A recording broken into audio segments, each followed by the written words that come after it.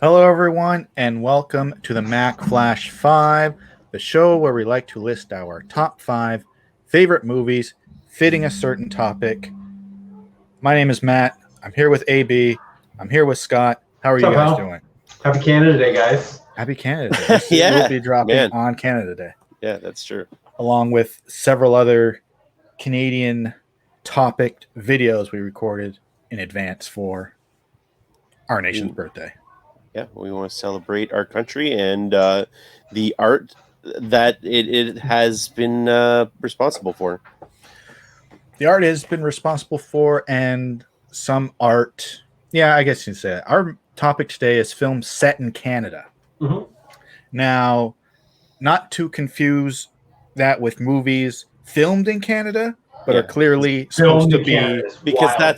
that's a lot. There's, I mean, I there's was a ton of researching those. too, like filmed in Canada. There's 1,000, especially Vancouver, especially Alberta. Well, all And- through the 80s. It's all through the 80s. It was like basically like most film. There are tons and tons of films are filmed in Canada. So exactly, it's a little harder to decide and find out films set in Canada. There's still a lot, but filmed in Canada. There's Remember in The Incredible Hulk where he was tearing up Harlem? That was Hamilton, Ontario. There you go. Yeah. But today it's not that. It's films set in Canada. Very different. Very on brand for today's date. I think I'll start first. Did we? I will. You will. I was gonna. We forgot to ask who was gonna start first, but I'm like, I think we just came Matt's up gonna with this start universally. So Matt kicks off. I'll do start it. first. Okay. My number 3. Now, to remind everybody how this works, after we set a topic, we go our separate ways and come back with our lists of 5 movies. We're going to talk about 3 of those movies in depth, and we will have 2 honorable mentions.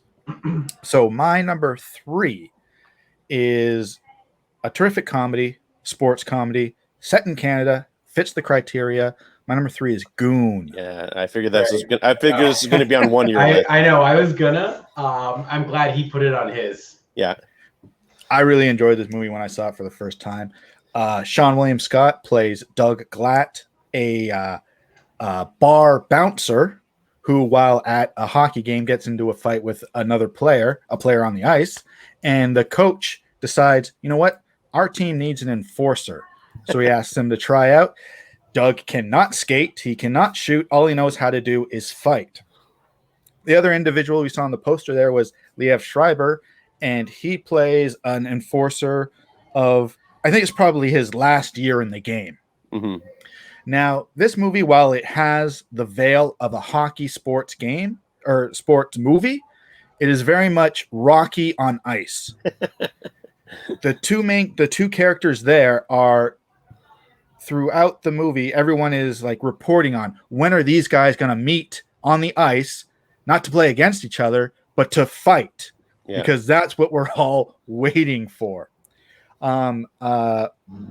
It goes without saying that the NHL has nothing to do with this movie. All of the teams they play for and represent are completely fictionalized, even in their pro level state.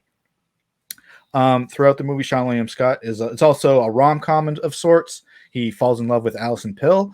His best friend is Jay Baruchel. Now, it's set in Canada. Now, most of these guys, Liev Schreiber is American, playing a Canadian. Sean William Scott is American, playing American, moving to Canada to play for the Halifax Highlanders. And Jay Baruchel, who is Canadian, is playing some Massachusetts, New England moron. Not Baruchel is insufferable in this movie. He's the only thing that takes me out of it. Agreed. Ross Ray is Schreiber. He's fantastic. He's got some great stuff there, and Sean William Scott is immensely likable as like Rocky. With I believe it's Alison Pill is the girl he's hooking up with, and his dad is Eugene Levy, I think. Yep. So there's good stuff. Like it's phenomenal. But Baruchel takes over the sequel. Oh, and Kim Coates, you get great. Kim Coates is amazing as the hockey coach. The coach is unbelievable. Jay Baruchel actually wrote the movie, and then he directs the second one. I knew that. I just think, like, man, he takes so much out of it, and he does. I agree. Way too crude, and it's kind of. And here's the only thing I was going to put Goon on it. Goon shows like how sweet and like masculine hockey can be, but Baruchel shows like how like douchey the fans are, and like maybe it's on the nose, maybe it's not, but like there's so much sweetness in the film that he always derails it for me. But it's a great film. And you said like tons of great cameos too from hockey players. I know George LaRocque is one guy in it. Yeah, you showed the first scene. Not Derek Booger. Who am I thinking of? There's somebody else in it as well too that has a great cameo, a former tough guy in the NHL. But yeah, great hockey in it, and great like fundamentals of hockey.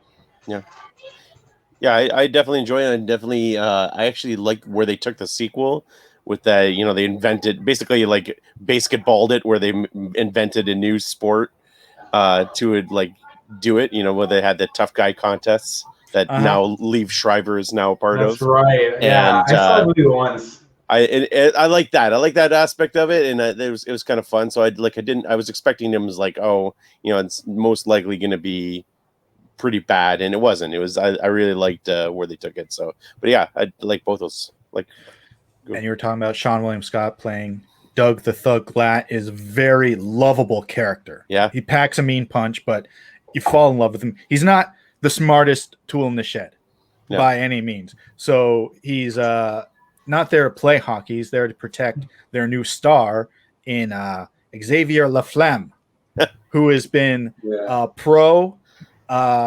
skater, scorer, and everything until Ray knocks him on his ass, and he loses his edge, and he has to get sent down to the minors, where Doug Glatt has to protect him to help him regain his confidence to get back on the ice. Yeah. That is my number 3, Goon. All right. My number 3. So I'm just looking at the list, and time again, a certain kind of movie kept popping up, and you guys will, probably guess where I'm going with it. And all Cronenberg tonight for you, baby. Well, it might. You're only half wrong and half right. I'm talking about horror movies. There's a lot of horror movies that are from Canada, that are set in Canada. My number 3 is a movie from 2000. It's directed by John Fawcett, and it is called Ginger Snaps. I've heard of this. And so Ginger Snaps is a werewolf movie. Spoilers, because it happens, you basically find out right away. But it is revolves around 2 sisters. They're the Fitzgerald sisters. There's Bridget in the foreground there, and there is Ginger Fitzgerald, hence Ginger Snaps. And they are 2 teens who are outcasts. They are into horror, and they love recreating these like horror snapshots where they look like they've been murdered, like the one where she's like laying on top of a fence, and the fence is coming through her, and there's like blood and guts. And so they make these like films for high school, and there's a funny like scene with the teacher like freaking out and being like, I don't like this at all, blah. And like it's anyway, but so like they're basically social outcasts. Everybody was mocking them and kind of bullying them, and they are late bloomers as far as the birds and the bees go, and so they are almost 16. Ginger is almost 16, and she has not received a call from Aunt Flo yet, if you catch my drift.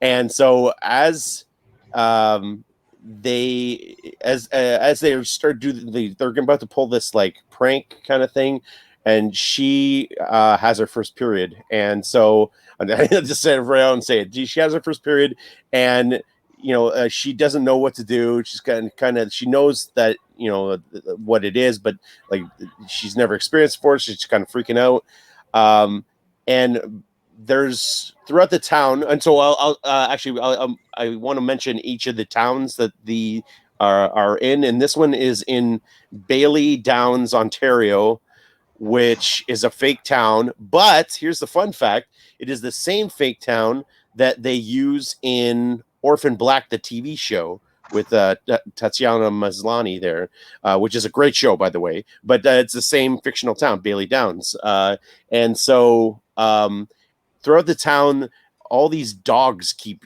showing up like just destroyed, like eaten and like disemboweled, and nobody knows what's going on. And so they are going to pull this prank on this girl that's been picking on them, and they get attacked by this whatever this is that is been attacking these dogs. And Ginger gets bit by this thing, and it's mauling her, and Bridget comes and knocks it off, and it goes running into the street and gets run over by a van and dies. And so then as over the next little while, Ginger starts changing.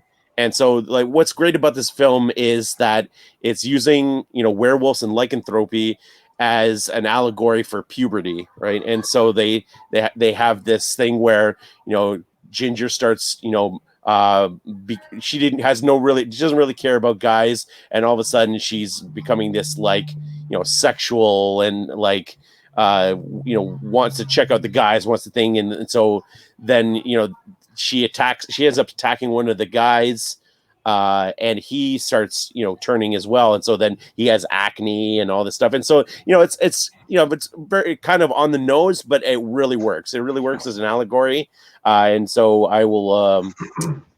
So there's her. She starts, you know, morphing as the teeth, and she ends up having a tail at one point, and she's freaking out and doesn't know what to do with it, and tries to cut it off. And there's a disgusting. Last year, remember that? Remember when I had a tail? And so it's just a really great story about, you know, two sisters who basically have this pact and are willing to die for each other, that are, you know, struggling to go through this tough time through high school. And it's like I said, it's a great allegory between the two. And it's one that I always go back to. It's got two sequels. The two sequels are whatever, but this one is great. This one is really great. I stand by Ginger Snaps, and it's a great example of solid Canadian humor horror.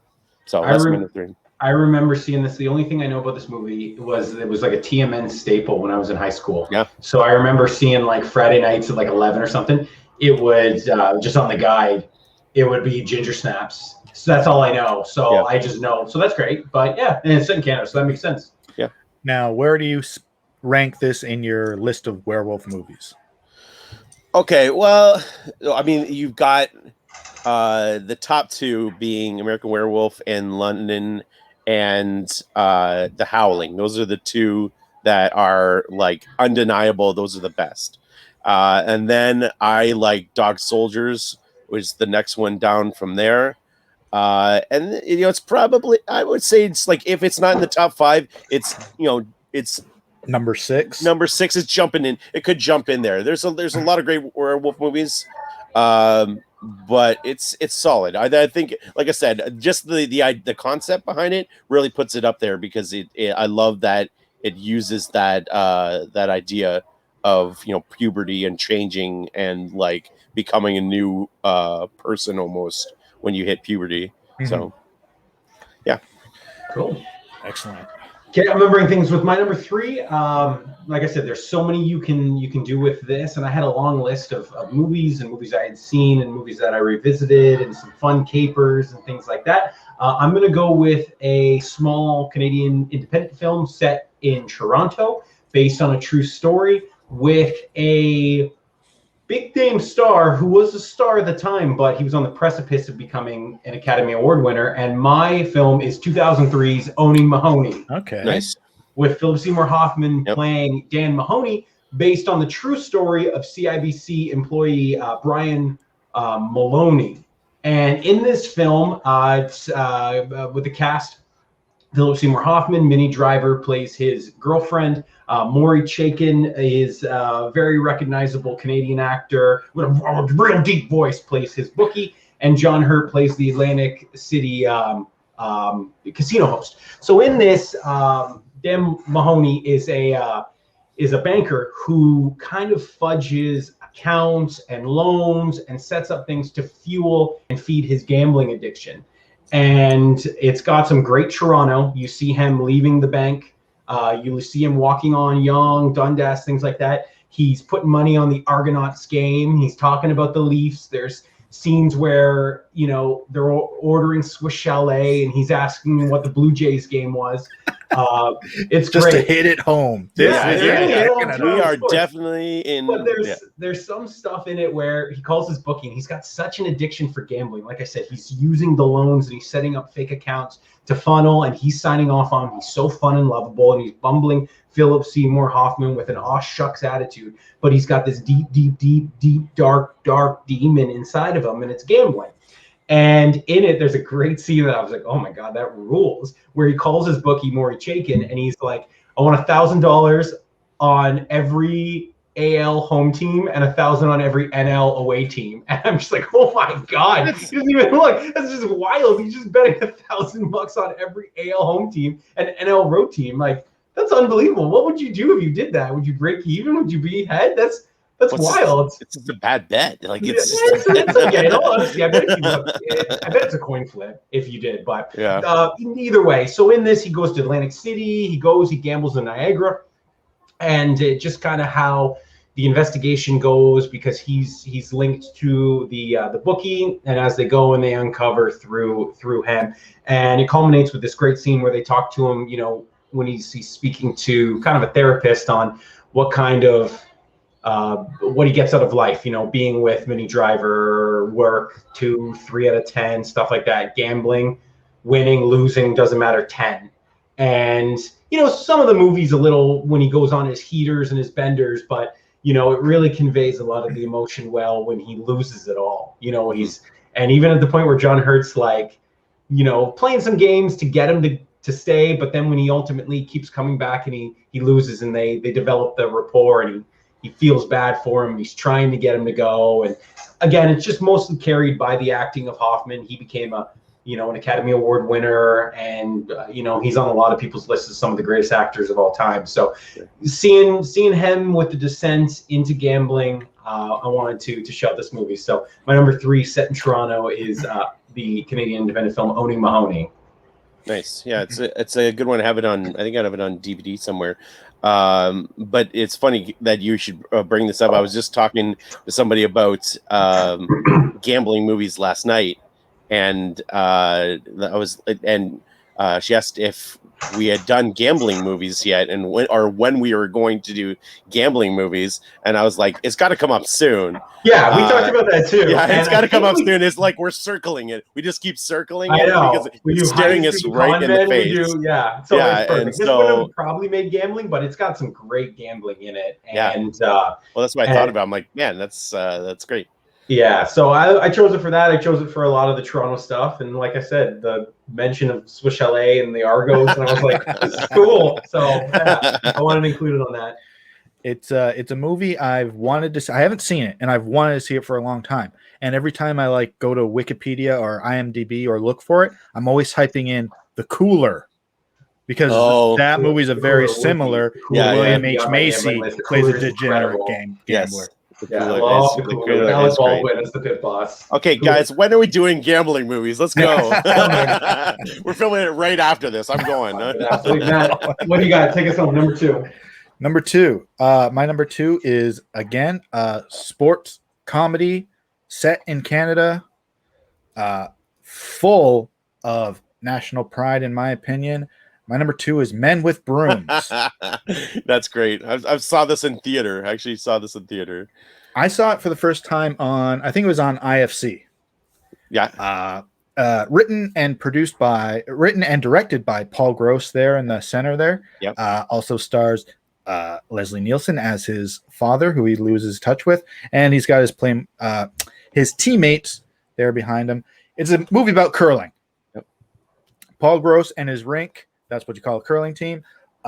Their coach dies, and in his will, he says the team has to reunite, play for the local championship, and put his ashes, which are inside a curling rock at this point, on the button. Those are his final wishes before he dies. So Paul Gross comes back to town. He assembles the old crew, and they say, let's make a run for it. The whole movie is pretty much is almost a long montage of men with brooms sliding on the ice, pushing rocks around, Yep. curling. It was after this. It was right after this movie that I saw this movie that I think we went on a field trip to a curling rink. It was after I saw this movie, I joined the St. Anne's curling team. There you go. I was on the curling team in high school. I kid you not. And it was seriously, it was like a week later, and I was like, you know what? I saw how this works. Clear the way. I've got this. And wrong. Everything just wrong. It's hard. Wrong. It's not easy for sure. No, it's not easy. I've done it twice and have had probably the funnest time playing a sport ever. Yeah, it's really good. It's really fun. With you guys, I was in curling leagues after this too. I'm definitely down. I'm definitely down to do it. I've done it probably 5 or 6 times. Let's absolutely do a curling team. That'd be amazing. And it's easy. It's fun. And so and not only is it fun to play, like we used to watch it in the lunchroom at lunchtime, and I love watching it. Like it's a very interesting sport to watch too. And so, when this movie came out, I was like, oh, okay, kind of curling thing, and it's incredibly funny and really heartwarming. Great Leslie Nielsen in it. Yes, totally. And that's the number one thing that sold me on it. I was like, not Leslie being Nielsen, shithead, Space Odyssey, Leslie Nielsen, being a human, Space travesty. Yeah, yes.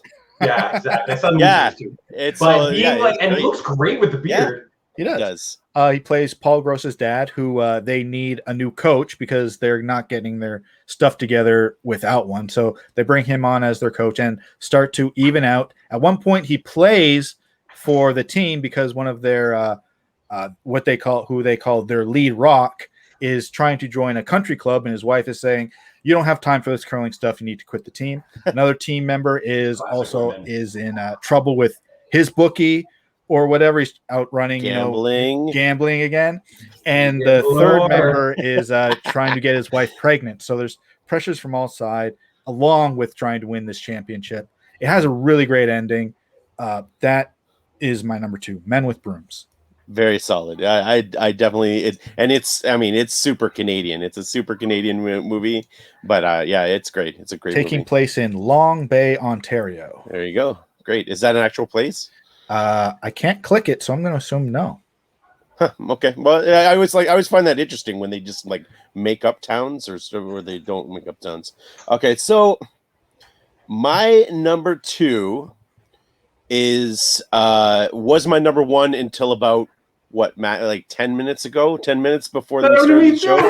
And so I was like, I have to be honest with myself. And my number 2 is a better movie than my number 1. But I was like, I have to be true to my heart. I love my new number 1. Which one's more? Crash? 1 or 2? Crash. Good grief. Okay, so my number 2 is probably one of my favorite slasher films of all time. It is one of the greatest slasher films of all time. It is My Bloody Valentine from 1981, directed by George McCalloch. It revolves around a mine. There's a mining town. It is called Valentine Bluffs, and it actually was filmed in an actual old mine in Sydney. It's called the Sydney Mines, Nova Scotia.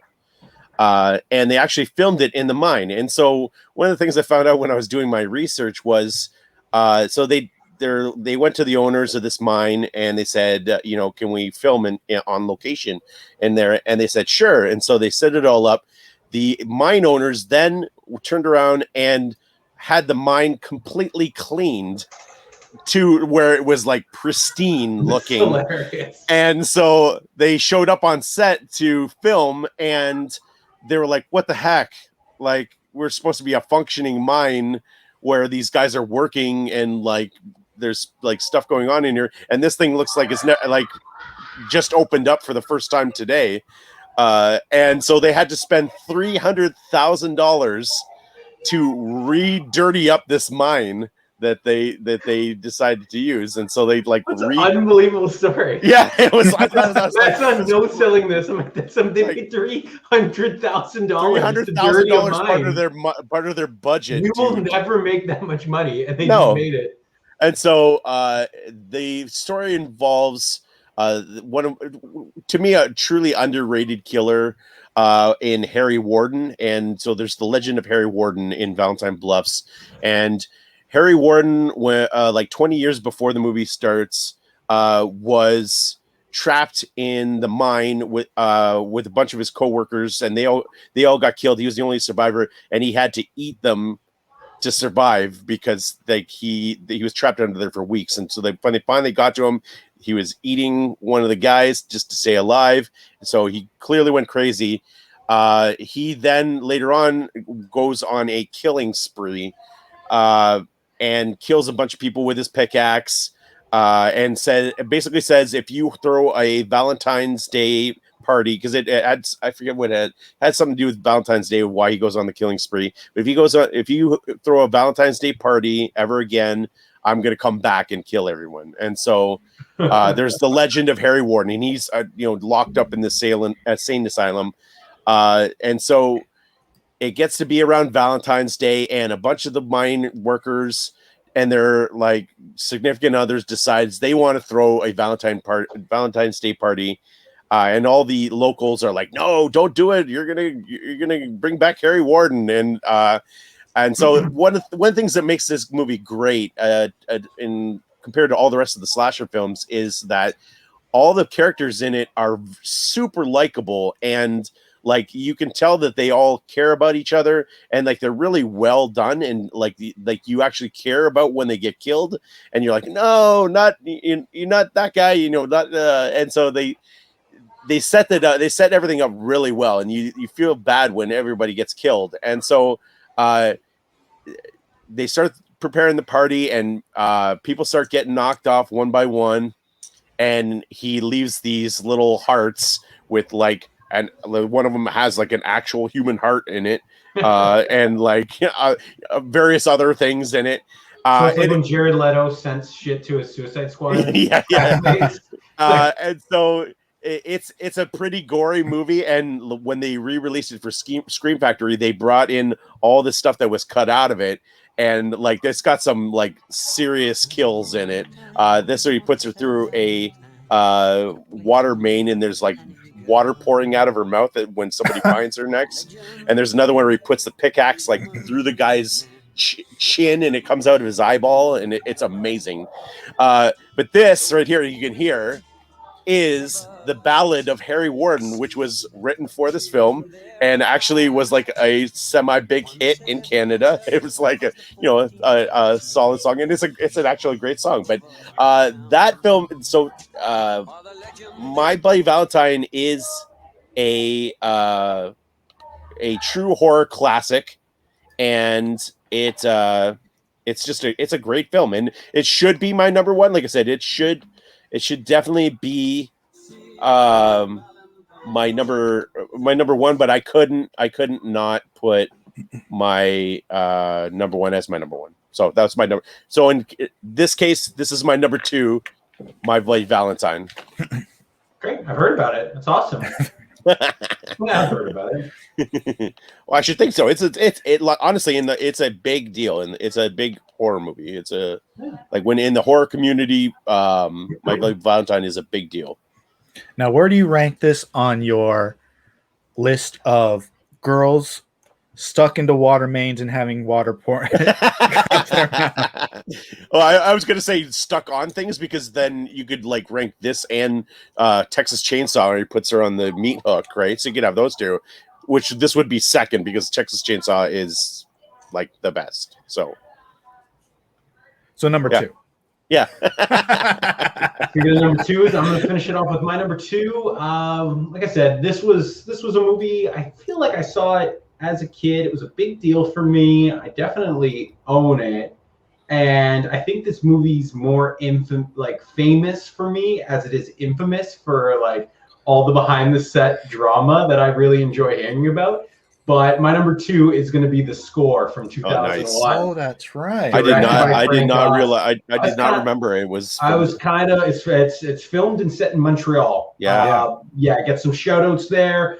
They talk about it. De Niro overtly mentions he's in a relationship with Angela Bassett. It's a classic story. It's a one last score heist job. What's neat about this movie, and I remember thinking about it in high school, was like, oh man, this is Brando De Niro and Norton. This is like all in on like the 3 best actors of their generation, and it was billed and it was marketed as that. Basically, the main concept is, Marlon Brando runs this ring of thieves, and De Niro's his top guy, and Norton's his new guy, and Norton has the inside track on a scepter in his job. He puts on a front to be mentally handicapped. That might not age well now, but he puts on the front to gain confidence. He's a con man, so we'll allow it. And he gains the confidence of everyone there, and they think he's he's mentally not all there, and so he's not a threat. So that allows him to gain access to places he shouldn't be, and he plays it off as being aloof and confused. So they team up, and there's some great stuff back and forth between De Niro and Norton, kind of like you'd expect, the young guy versus the old guy, and kind of a dick measuring contest as far as the heist goes. And he's brash and young, and he's seasoned and old, and it's a classic tried true formula. And it's got some really neat heist stuff, going in, the blueprints, getting together, oh shit, things went wrong. Why are they veering off the track of where we thought they would be? And double crosses and how they were going and who gets the last laugh and things like that. So ultimately, for being a really cool 2000s era film, it's shot really neat. It's Frank Oz. If you do read, Frank Oz and Marlon Brando got in a fist fight. Yeah. Marlon Brando kept calling him Miss Piggy. And ironic. Yeah, and I believe, sure, he looks horrible in this movie. I believe this is Brando with the earpiece having lines fed to him, like Island of Dr. Moreau Brando. Yeah. So Brando's in like 3 scenes. He's sitting down. I think he's in bed in one of the scenes. Isn't this his last movie? It might be. You're absolutely I believe that's in the IMDb trivia as well. Could too. Be.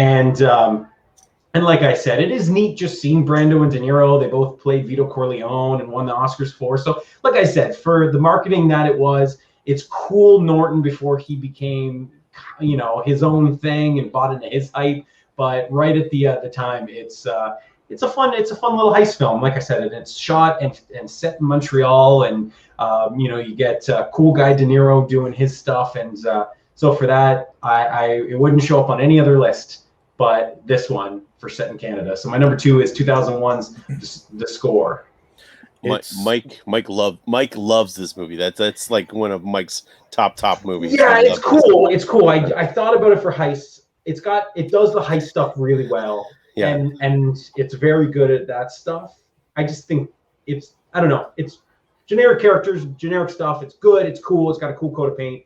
I wouldn't make a list like that, but I rewatched it and was like, yeah, this movie is cool.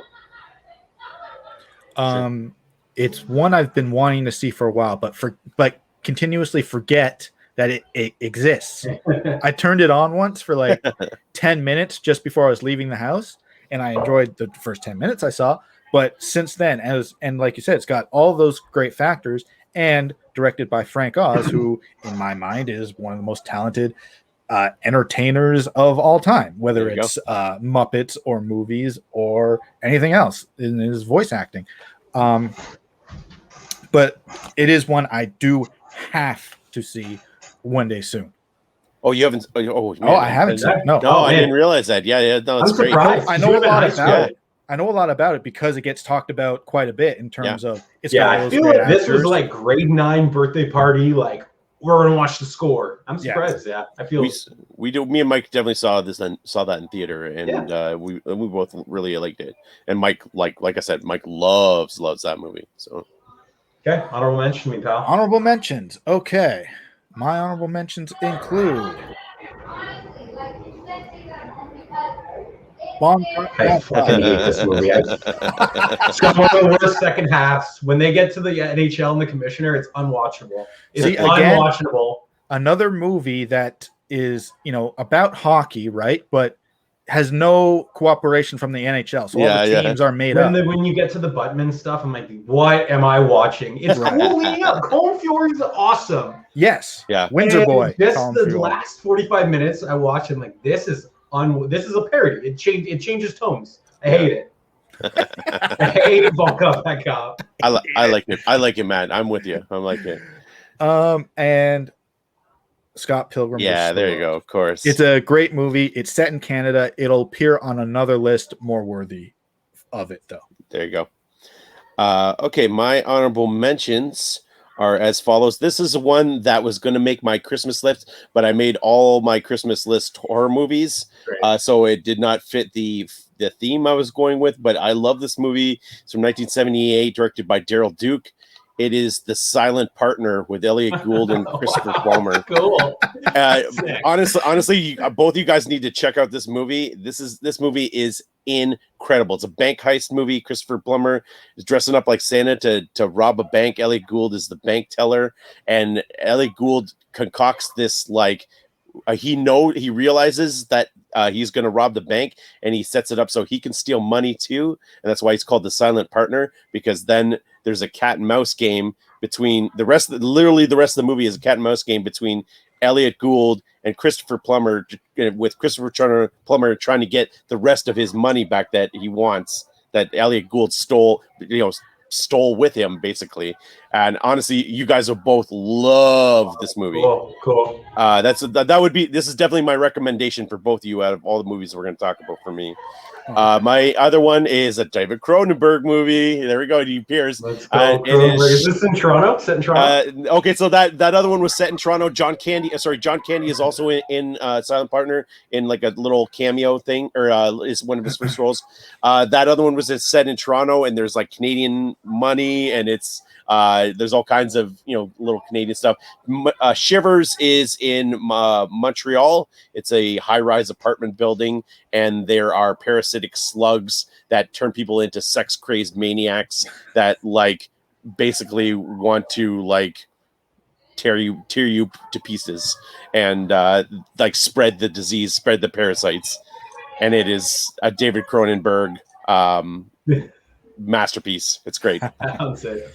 I'm gonna go with a couple of mine, and mine one was already mentioned. I love Man with Brooms. This movie's great. It's great, Paul Gross. I've seen a few of his other stuff, but he's not gonna replicate. He's just cool guy in this, and gets to mug for the camera, like we talked about. Yeah. And my other one, I don't even know if you guys have heard of. You guys ever heard of The Grand Seduction? Oh yes. Yep. So I saw this movie in theaters. I'm very proud of myself. I saw this in theaters. Don McKellar. Don McKellar is awesome. So this is Taylor Kitsch off of Failure After Failure After Failure After Failure. Canadian boy Taylor Kitsch said, I need a script where I'm immensely likable. So this is basically the plot of Doc Hollywood. He plays Brendan Gleeson. They have a small town out east, and they want to get a factory, but to do so, they need to get a doctor to live there. No doctor wants to live there. Taylor Kitsch is found with cocaine on a flight. So for his probation, he has to be the town doctor, and they charm him to stay. And guys, he falls in love with the girl and this, and then they go, and he's going to leave, and he stays.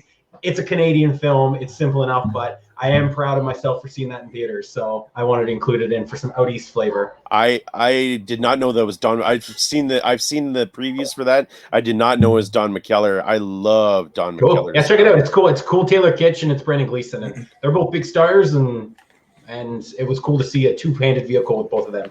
Cool. All right, here we go. Number ones. Okay, my number one actually came to me earlier today. It wasn't on my list. Wow. I like that. We're all doing it.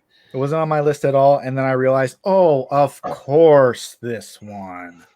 My number one is Strange Brew. Oh my gosh! Oh, that was my Of course. I was not even thinking this. Yeah.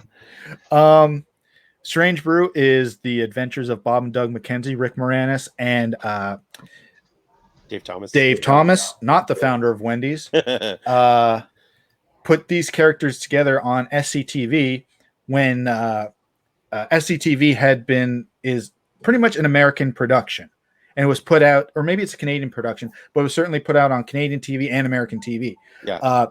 Canadian TV channels were saying, or the station said, you need to have more Canadian content to air in Canada.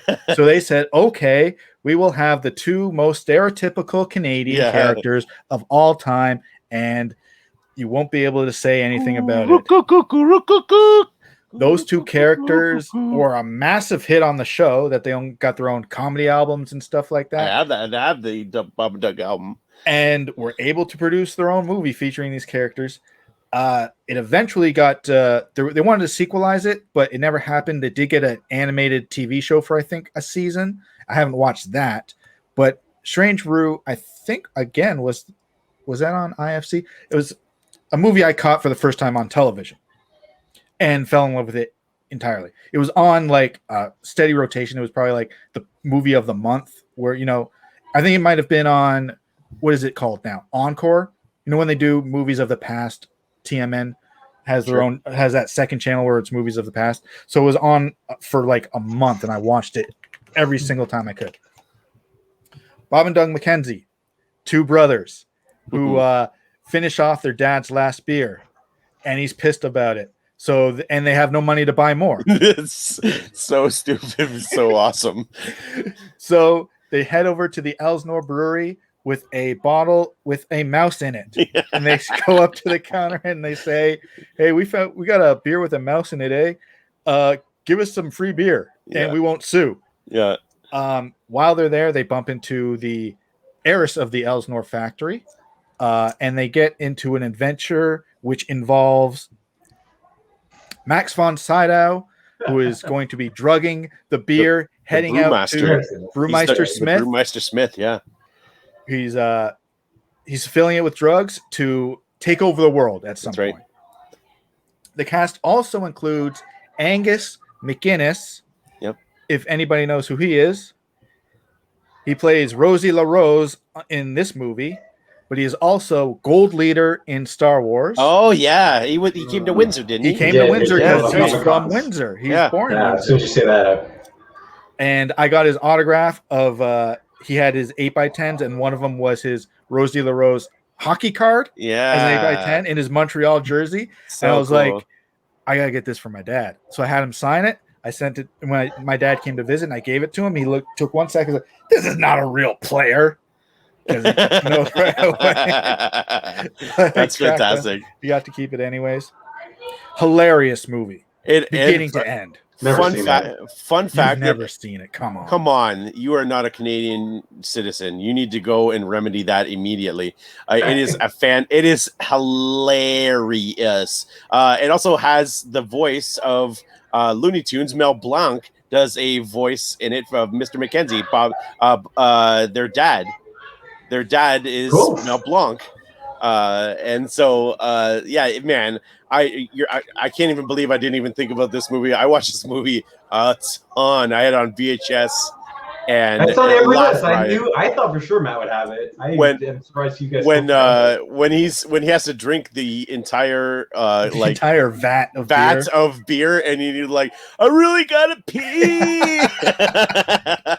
Oh man. It's so funny, funny, and so weird. Like the whole hockey scene with the hockey players, just weird. Like the black and white stormtroopers. Yes. And he's playing the synthesizer, and each sequence of music makes them do something different. Kill each other. Yeah, kill each other. That's right. Yeah, it's super weird, but it's also insanely entertaining. I'm so happy you put it as your number one. That is my number one. Strange Brew. It should be your number one. That's fantastic. All right. My number one was a movie that was, like I said, my number two for basically the entire time leading up to this. And then I started looking around my apartment. I was like, man, I have the books. I have the action figures. I have... I don't know what's Sounds happening. Busy somewhere. Yeah, I don't know what's happening right now, but... they're all excited about my number one. We are talking about from 1990, directed by Clive Barker and written by Clive Barker. I am talking about Nightbreed, one of the few movies directed and written by Clive Barker. This is set in Calgary, or just outside of Calgary. In the book, it talks all about this. Is the book here it's based on? It's called Cabal, written by Clive Barker, and it talks about Calgary. And that in this, there are little mentions of it, and so it doesn't specifically say Calgary. It says so. At one point, one of the characters says, "Oh, they're probably at the Stampede," And so then there's another thing where there's it says something about Alberta, and it makes mention of Alberta. So then you can put two and two together that, oh, this is near Calgary. And so Nightbreed is all about Boone, who is to the which way I'm looking at, to the right of the main thing there. He's got the big head, and he is played by Craig Scheffler. Scott, you may recognize him from the program. Oh, okay. Joe Kane. Kane is able. Craig Scheffler, one of the few other things I've seen him in. And so Boone is having these weird visions, and so he's having these weird visions of this strange place called Midian, and it's like basically calling to him. And so Midian is this mythical place where all the monsters live.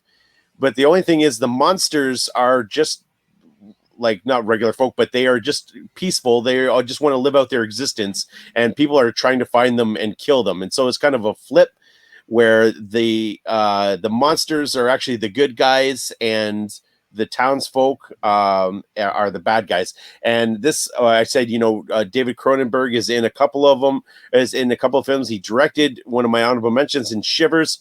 He appears in this movie as Dr. Decker, Dr. Philip K. Decker, which is a play on Philip K. Dick, the author, who appears as the killer, Dr.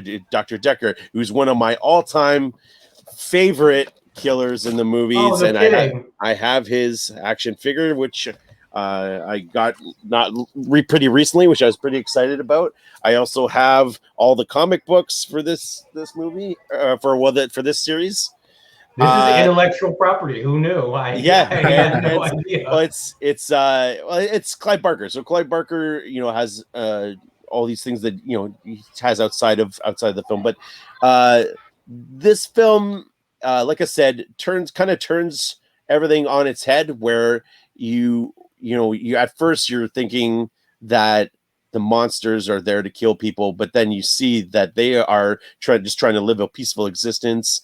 And they're trying to find their chosen one, who's called Cabal, which is thing. And he, throughout, you figure out who Cabal is, and so they get attacked by the townspeople and the cops and like a bunch of the people from the town, and like there's this whole big thing. And Dr. Decker is trying to seek out Midian to destroy all the monsters, and he is actually killing people and blaming it on Boone. He's Boone's psychiatrist, and he is convincing Boone that Boone is the one who is committing these murders, and it kind of sets him up. But anyway, it's a whole elaborate plot. But all in all, this movie was really troubled. There's a very troubled production, and he fought with the student Clive Barker. He basically didn't want to direct movies after this because of this movie, because he fought with the studio. The studio wanted to make this basically into another slasher film, and Clive Barker was basically like, you guys clearly do not understand the story, that it is the complete opposite of that. And they fought, and they put out their release. Since then, Clive Barker has put out his director's cut, and now there is a new one called the Cabal cut, which is features like production stills and stuff of where Clive really wanted to take it and what he wanted to do with it. Which is a tough watch, but it's still pretty interesting. I really like the director's cut. I think I like where it goes. And so, I like I said, I had to be true to myself. I love this movie. Like I said, it's not as good as some of the other horror movies that are out there, and people were like, really? Nightbreed? I'm like, no, man. I'm into Nightbreed. I love it. Bro. Nightbreed. Is this a solo movie? Is there sequels, like there are not, or just one? No. They just put ideas into the comics. The comics came out afterwards, and he kind of took the stories to where he wanted to take it, which was, it's just a great way for him to, because I think he wanted to do that, but I think he had a lot more stories to tell, and so he used the comics to do that. So. When we went to a bunch of the cons that we went to, that was one of my big things to try and find them, because they're really hard to find. And I found a bunch of them when we were at con. And so like I've got maybe 3 or 4 I need to get still, but cool, awesome. Yeah. Nightbreed. Scott, that's awesome. I've never heard of that. We slowly got. I have heard of Ginger Snaps, and I could pick it out of a lineup. To the second one I've just heard of, to this one being like I've never heard of. So we'll go with my number one. Same as you guys. My number one popped into my head today. I can't believe I forgot about it. I don't even know how I remembered it today. I think it was maybe because I wanted to put Goon on my list, and I didn't because I don't like Goon 100%. We talked about my disdain for Baruchel, but I knew that Canada does hockey better than anybody, and I wanted to honor that. So my number one is a hockey movie I love regardless, and that's The Love Guru. No, I'm kidding. I have never seen The Love Guru. And is The Love Guru? Wait, is The Love Guru? It's set in Toronto. He coaches the Maple Leafs. I have never. Yeah, he comes in to work. It's the Maple Leafs, and they win the cup. And I've never seen it. It's the worst. We are going with a Canadian hockey film. It popped in my head at 3. I watched it today. It is lovely. It is so worthy of being my number one, and that's 1986's Youngblood. And I think it's because I wanted to get Goon, and I couldn't, and I thought, and I stumbled upon, and I went, I love everything about Youngblood. Youngblood is a cool coming of age film where Rob Lowe plays this hotshot hockey player who goes to Hamilton to play for their OHL team, captained by your boy, your Patrick Swayze. Some great bro Swayze playing a hockey guy, and it's it's all the good aspects of Goon. It's Rob Lowe plays Dean Youngblood, and he's all flash. He's all sizzle, no steak. He gets pushed around. He has no toughness, and he's got to learn. He's got to learn to do that. Through a relationship with the coach's daughter and being accepted by the team. And Swayze is hurt, and he leaves because he gets there's another Goon on a rival team. So Rob Lowe goes back, learns some toughness from his father and his brother, and comes back to play for the Memorial Cup Championship, which is awesome. It's awesome. The Memorial Cup is a real thing. It's been in my house. That's fantastic. Another thing, first major film role of one Keanu Reeves playing the goalie, who got cast in this because he played goalie. Yeah. And he knew one of the producers or somebody, and he was like, I play goalie. And Keanu Reeves has a very small part, has about 3 lines in the film. But it's just a great hockey film. It's got everything. It's got fun stuff with the billet. It's got fun stuff with the coach, and it's got some great hockey terms. It's got great hockey action, the practices, and it's a brooding 80s film with, synth. And it's got that 80s look. It's totally got a great soundtrack. It's that 80s look, the 80s motif. It gets great shots of the skates on the ice, and you're just like, this movie's cool. Other than the fact that it rules, it's got likable characters and a great story and great hockey, and it's filmed in Toronto and set in Hamilton, and Dean Youngblood rules.